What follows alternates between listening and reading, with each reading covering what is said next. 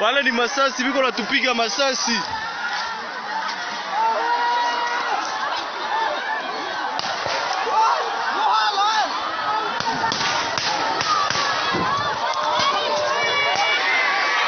Problème za boy jambo. Nga problème na ina loba boy. Omoni makambo ya soki armée na soki ba okotaka ba réunion MONUSCO wana. Toze suna posa la ngoti. Parce que biso mo to moni déjà ndenge ba soda ba yaki eza ba soda ya FARDC na ya MONUSCO. Mutuka MONUSCO ye ana pokwa. Toyoka ga ba esenga ba moni ba soda banani na ICBC. Totianga to beta ngokara et puis simanda kuna biso wana nini FARDC zawana. FARDC ezawana alors que bazotambola na poka bando senga biso biloko lobi na poka to sunga bango po ba neloko olia ti. Baza bien na tenir à commando. Mais lelo na tongo le lobi na butu ba 19h to komona mutuka ya MONUSCO. Ezata ko bomba te mutuka ya MONUSCO na nini na FARDC baye bakiti et puis voici na biso petit moko azalaka na moulin awa boy. Petit wana na moulin awa anikisaka ba fufu. Petit wana za na ndaku soda wana bengi abite abenge so na kinene abi soki yaka abi toza wa soda wenu ndenge alobaki wana bima libanda petit wana mi babare F1 TV F1 F1 télévision F1 F1 télévision F1 Cisco Kaile ya bakaile.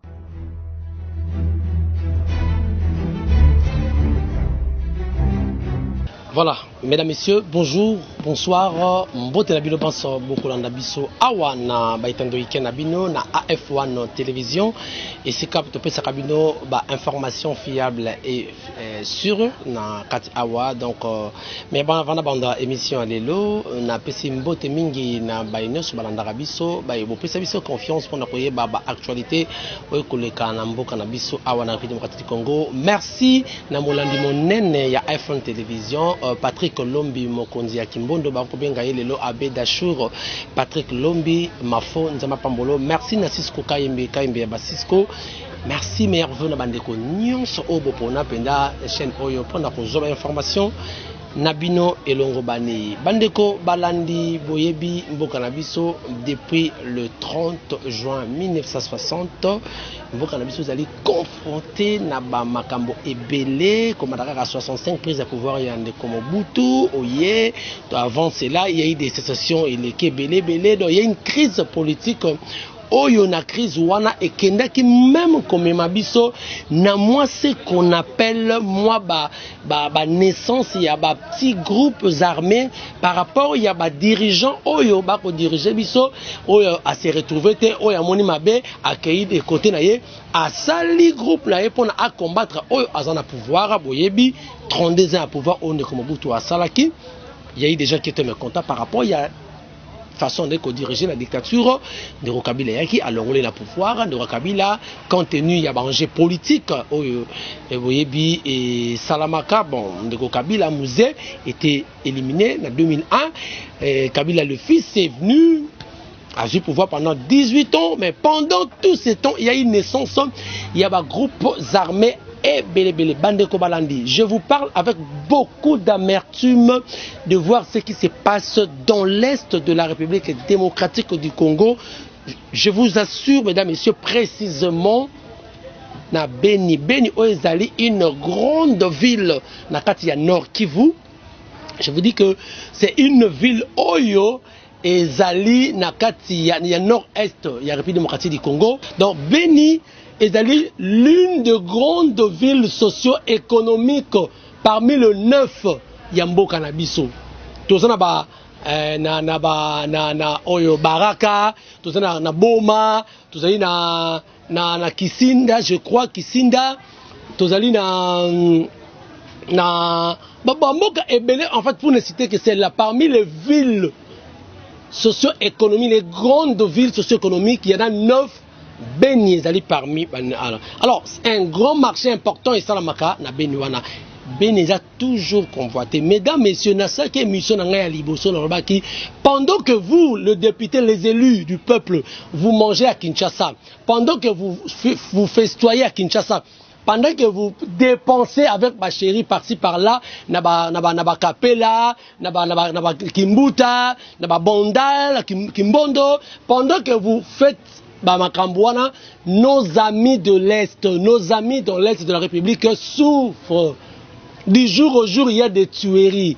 Du jour au jour, il y a des pillages. Naba groupes armés. Je vous dis, c'est triste, mesdames, messieurs. Les élus du peuple, vous savez, hein, le président Félix, quand il a eu le pouvoir, n'a pas discours, n'a pas kinine. Ayant connu la situation na Est et Mboka, alors il mettra le quartier général et les forces armées na Est. Pourquoi il avait dit ça? Parce qu'il connaissait quelque chose au niveau, il y a Est, oh, Zoleka. Et deuxième élément, il avait dit, voilà ma parole à président, s'il faut mourir pour que la paix revienne dans l'Est de la République démocratique du Congo, à Kokouf. Mais monsieur le président, toutes ces promesses, les groupes armés ne font que se multiplier du jour au jour. Batuerie. Le Congo, c'est tout un corps. Lorsqu'une partie du corps est malade, c'est tout un corps qui souffre. La RDC est malade. Nord-Est de la République est très très malade. Nous ne pouvons pas être en paix. Bande Kobakinoa, tout s'est trompé. Tout s'est trompé. Tout Kobaye couvre-feu de 21h. Mais il y a des gens dans l'Est, oh, ils ont couvre-feu, il y a libella, crépitement d'armes à feu. Et Betaka, des groupes armés, Babomi Awa, Basali Awa. Mais Toko Kende Wapi. Mais je vous dis, c'est avec beaucoup d'amertume ce qui se passe dans l'Est de la République du Congo. Vraiment, on a évité ce qu'on pourra faire. Mais Bande Kobalandi, cette émission, elle est là, avec beaucoup de regrets. Mais je vais vous faire revivre ce qui s'est passé la semaine passée na Beni. Il y a des mamans et des papas au bazo côté na brousse bazo kima parce que bandeko ba koti ba imité est-ce que ça va nani on ne sait pas. On ne sait pas, on fait des tueries. Kokata kobo maman. Non, c'est grave. Alors bandeko balandi, j'aimerais à ce que tout l'andana nous éléments oyo. Il y a Islam qui semaine passée, Nengenini Batu Bazaki en débandant na brousse parce que ma sœur n'est que papa maman oh maman zawapi oh papa zawapi oh ozo ibana témoin donc je vous dis c'est triste. Alors merci avec la complicité ya Régine Tolanda élément oyo na bo kebinyoso et ça n'onka mukie bomona et puis to zongi pour que tu as un petit commentaire sur ça. Hollande.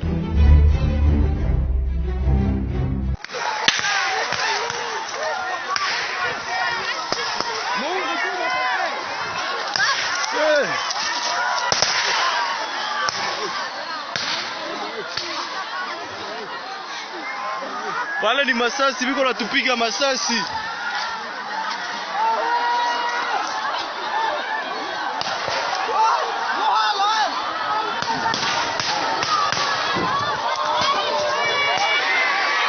Voilà, c'est triste.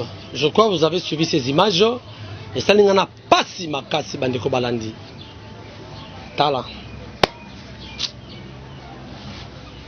Vraiment.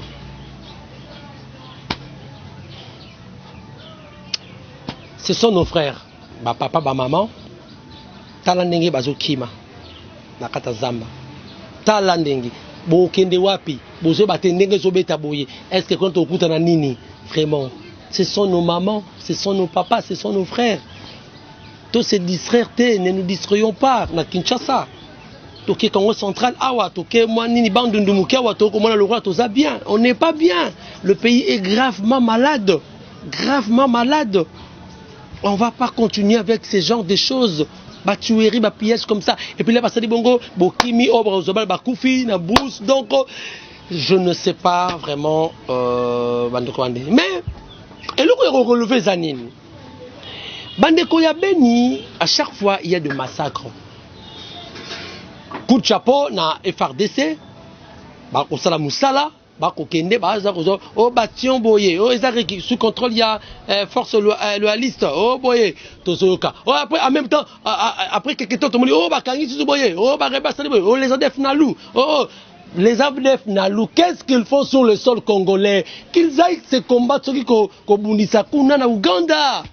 Qu'est-ce qu'ils font? Pourquoi cette guerre persiste jusqu'au jour d'aujourd'hui? Pourquoi? Il y a quoi? Les élus du peuple, vous les élus du Nord Kivu, Bozawapi, hein? Bozawapi, qu'est-ce qui est caché? Au juste, qu'est-ce qui est caché? Ah, moi, je n'ai pas question de Mituni.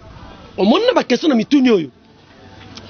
Ndeko Félix, le président Félix, qui est le garant de la nation, qui est le magistrat suprême de la République démocratique du Congo, à la bonne volonté, mais il y a quelques détracteurs, il y a président Félix, Oyo Bazapeka na Kinshasa, Oyo Bazo commandité au niveau Est. Oui. Preuve à nous, Mouton Nyoso Alugarabo Lamu, Pona, Esana, Ezala bien, Soukanae, Babomi. Soukanae, Bakangi, Soukanae, Bakome. Tu connais les Mamadundala, les Mbunzamabe, ils sont nombreux. Président Félix, les gens qui tissent le ficelle en coulisses dans cette guerre, ils sont pas loin. Ils sont ici, ils sont avec dans l'armée Wana, ils sont là. Ils sont là. Donc, Bandeko ya Beni, sous la colère, Babimi, Baleli. Maintenant, on va Baleli te. Bolanda nini Bandeko ya Beni Balobi, parce que nous avons notre correspondant à Zalikuna, Oya Sala qui ba image wana, Bandeko Batindi yango, Bolanda esali pasi. Ba komina kanda babito suki, ils ont compris que guerre Oyo ezali nakati na bato ba ko sala ngo izaka bato ba apeka na FARDC. Bolanda déclaration Bandeko ya Beni poto kutana na suka. Problème eza boye jambo nga problème na ngina loba boye omoni makambo ya soki armée na soki bakotaka ba réunion ya MONUSCO wana toze suna posa lango ti parce que biso mo to moni déjà ndenge ba soda bayaki eza ba soda ya FARDC na ya MONUSCO mutuka MONUSCO ye ana pokwa toyeka ba esenga ba moni ba soda banani na ICBC to tiango to beta ngo kara et puis simanda kuna biso wana nini FARDC za wana FARDC eza wana alors que bazo tambola na poka bando senga biso biloko lobi na poka to sunga bango po ba ne loko olia ti baza bien na tenir commando mais lelo na tongo le lobi na butu ba 19h to ko mona mutuka ya MONUSCO eza ta ko bomba te mutuka ya MONUSCO na nini na FARDC baye bakiti et puis voici un petit mot, voici la moulin à boy. Petit on a un moulin à on annexe à la foufou. Petit on a un andaku, soda on a bengi habité, a bengi sur la guinée bi, ce qui y a kabi, toza, soda ou enundeng à l'obaki wana. Lima libanda, petit on a mis babari. De babomi batubamo même bembe. Et ça m'a combat au FARDC et kangama soki nani ne zate. Premier za FARDC. Na armée na biso ndio sabiloko nde na nini na MONUSCO ndio sabiloko nde nyona baso collaborer adefa koma eko tote adefa comité yo mona bi bifese za wana yango bifese yango wana chiko baboma bato eza incroyable to boy biloko wana to boy na bago bakota réunion soki ba stratégie ba réunion wana o ba mariage ba nini eza na sens de souté eza na sens de eza na sens de bakende MONUSCO kende soki président république aluka so ba bimisa ba konzi tout ya armée baza ba tia ya sika eza na sens de FARDC ndezo boma batuna MONUSCO mutuka MONUSCO yeyawa yekitisi basoda basala bifese pe baye babomi batu basangane babomi batu mariage bango zo eza mariage nde ya kosilisa population suka wana bonjour papa vous identifiez? Oui, on m'appelle Joao Pampale Mouvunga. Pourquoi dans la rue? En fait, nous sommes dans une grande inquiétude de voir que nous sommes tués du jour au lendemain. une situation qui déplore complètement. À côté de moi, vous verrez toute une multitude qui est en train d'exprimer les mêmes sentiments que je suis en train de sentir tout à l'heure.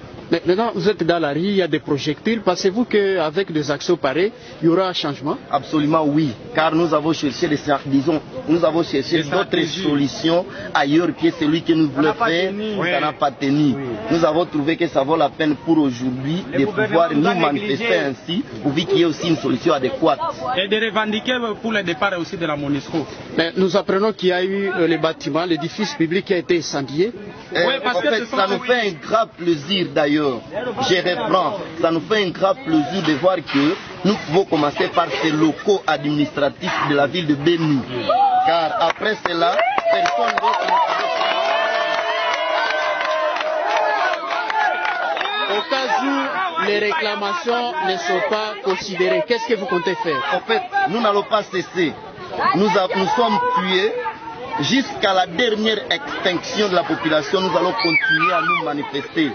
Bien qu'il ne faut pas faire aucune action, quel que soit ce que nous avons montré, nous allons continuer jusqu'à tout le monde sera fini. Nous avons vraiment tout préparé psychologiquement, toute notre énergie est préparée pour faire notre manifestation. Y compris. Bonjour monsieur. Bonjour. Ouais, bonjour. Vous êtes dans la rue, qu'est-ce qui vous a motivé de descendre dans la rue? Oui, moi je suis dans la rue pour que la munition parte. Et si, au cas où cette MONUSCO n'est partie, qu'est-ce que vous comptez faire? Bon, vous savez, le problème de la sécurité, c'est pour les enfants d'humilier eux-mêmes, mais pas les étrangers. Mais vous descendez dans la rue du jour le jour, il n'y a pas de changement. Ça fait déjà plus de 4 jours. Qu'est-ce que vous comptez faire prochainement? Les Rwandais et la MONUSCO, tous retournent chez eux. Merci. Merci beaucoup.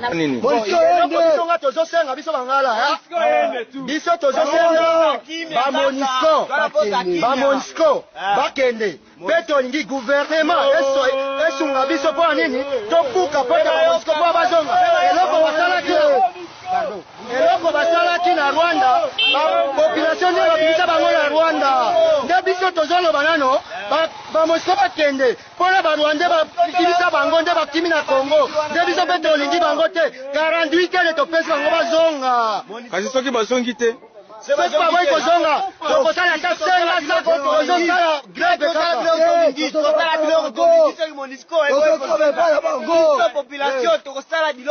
tosengi maire de la ville eloko ya liboso osalisa biso akende baparle gouverneur ayoka biso mpona biso toza banguna te babandi kosimba biso bapopulation balobi biso ndo banguna akestio basimbi population amaimai aboye na boye biso tolingi te nde basalisa biso maimai eza na probleme te bato bazokata bato na bamasete wana nde babimisa bango bakende mpo tolingi bakoto olingi basala intervention basimbi bango baMONUSCO bakei kofrene aboye na boye biso tolingi boye te batika basoda basala bulo. Te remercie yo kaka. Te remercie yo. Ok, nga mpe na remercie yo. Bonne félicitation. Nguna bazobima na bazamba bayi kosisa bato na ndako. Mpe bazolinga militaire alingi abuma munguna babaye bango. Tala basi babumi kodo na biso. Nde lelo tolingi toza na senga tozosala grève. Bapolisi nakona pika basivile masasi bale bapolisier baangalie mzuri ndio tukafatana nabo sasa zuba na hapana hata kwa tupika sema masasi na kataa kwenda pigana na nini na banalu kule. Baate kupika population si population tunasema policier mwenye atapika civile masasi tutamfuata timu mpaka na kumeri. Iko veranda kutoka Kasindi ndio tunasema ile hapa. Tunakula sasa tuakia ungana na watu wa kwetu ya Beni. Hatutaki watoto wa Beni bateseke. Zado alisema naenda maliza masakre. Atusaidie. Iko deputy atasemea inji. Amalize hivi. Bazana tutumia basoda iko nini monsieur Zado? Kasereka mangwengo papa. Toleli na kombo na papa Zado mangwengo. Gouverneur wa sika. Buloni nyozo sala na Goma buloni ni lobela batu papa totika kokufa. Ok, merci. Niambie l'équipe iso. Tunaomba MONUSCO itoke yende. Mie sasa zimepanda nachukia sana kuona wale wa MONUSCO. Na bakepita hapa nda baloma mimi niko hapa kula kupata MONUSCO atapita hapa. Ndio MONUSCO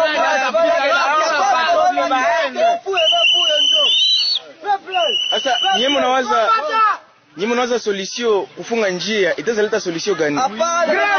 Greve. Tunataka sie wote twende sherekea kule kwenye lukamba Monisco, tukimbie Monisco itoke iende kwao. Alors kama haiende mutatoka barabara au hapana?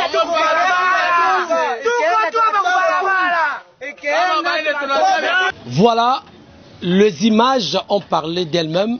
Vous avez vu, déclaration, il y a peuplé, Kunana Este, na Béni précisément, Baléli, qu'il y a eu même talent de Kouana Nengalobi que Ndekomora de la Kana Moulin. À la Kana Moulin, naye, à Zenandako, Baton, Balataki, tenu, il y a biso. Ceux qui peuvent infiltrer, Bakola ta tenu na biso pour que Basrape, massacre, tuerie, voilà. On ne sait pas. Ceux qui peuvent zaliper, kaka, manigance, mais aussi la mawana, niveau, conditorier habité. Là, vraiment, je ne suis pas porte-parole armé, je ne suis pas dans le domaine. Mais je crois que nous avons d'autres images autres qu'on a peut-être Moutoua Kolinga, Abenga, na numéro, na biso toko, PC en privé, quelques images au bâtiment biso, c'est triste, trop, Tchango Awate, au moins, vraiment, ça fait mal au cœur. Ça fait mal au cœur. Comme on a... Alors, il y a des gens qui n'aiment pas le président de la République. Il y a des gens qui vont faire échouer. C'est pas l'accès que voilà, pendant Renayo, voilà ce qui s'est passé pour que Aïr vraiment na population arrivé Nayo, tu n'as rien foutu. Voilà ce que tu as enregistré. Donc, aux assurances confiance dans le peuple, Bazolinga longolaye confiance dans le peuple. C'est un peu ça. Je ne suis pas porte-parole du gouvernement. Je ne suis pas non plus.